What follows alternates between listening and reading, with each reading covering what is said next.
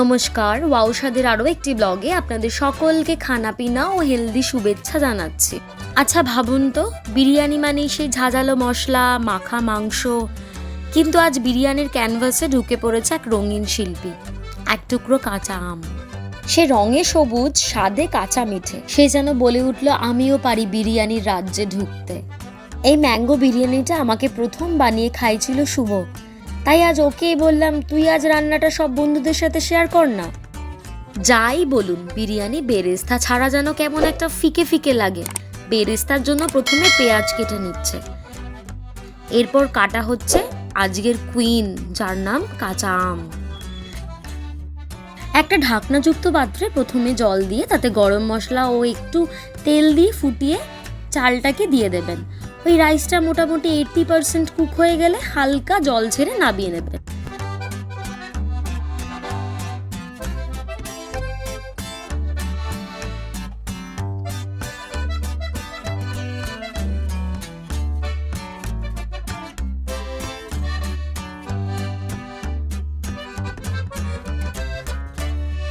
তারপর একটা কড়াইতে তেল দিয়ে একটু বেরেস্তাগুলোকে ভেজে নেবেন।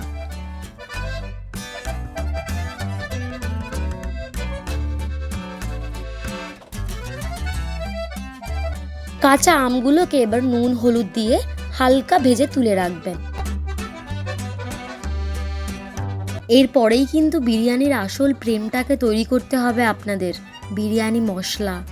কড়াইতে একটু ঘি দিয়ে তাতে গোটা গরম মশলা, একদম কুচো করে পেঁয়াজ, লঙ্কা, জিরের গুঁড়ো আর বিরিয়ানি মশলা যেটা বাজারে পাওয়া যায় দিয়ে দেবেন। একটু নাড়াচাড়া করবেন যতক্ষণ না তেল ছেড়ে দিচ্ছে। ব্যাস, তাহলেই মশলা তৈরি আপনাদের। যে মশলাটা বানালেন সেখান থেকে কিছুটা মশলা উঠিয়ে রাখবেন আর কিছুটা কড়াইতেই রাখবেন। তার ওপরে অল্প রাইস, তারপরে ঘি, বিরিয়ানির মশলা, মিঠে আতর ও কেওড়া জল মিশিয়ে একটু ছিটিয়ে দেবেন। বিরিয়ানির নতুন প্রেম কাঁচা আমটাকে এর উপরে দিয়ে দেবেন। এইভাবেই আপনাদের সেকেন্ড লেয়ার দিতে হবে।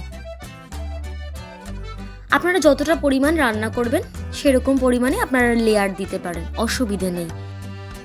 এরপর কিছু ঢাকা দিয়ে এয়ার টাইট করে কিছুক্ষণ হালকা আঁচে বসিয়ে রাখলেই আপনারাও সাক্ষী থাকবেন টক আর ঝালের পুরনো রসায়নে, কিন্তু বিরিয়ানি রাজ্যে। আপনারাও বাড়িতে বানিয়ে কমেন্টে জানিয়ে যাবেন এই আম ও বিরিয়ানির নতুন আলাপ আপনাদের কেমন লাগলো। তাহলে দেখা হচ্ছে ওয়াও স্বাদের অন্য কোনো একটি ব্লগে। ততক্ষণ ভালো থাকবেন, পরিবারের সকলকে ভালো খাওয়া দাওয়ায় আষ্টে পৃষ্ঠে রাখবেন। নমস্কার।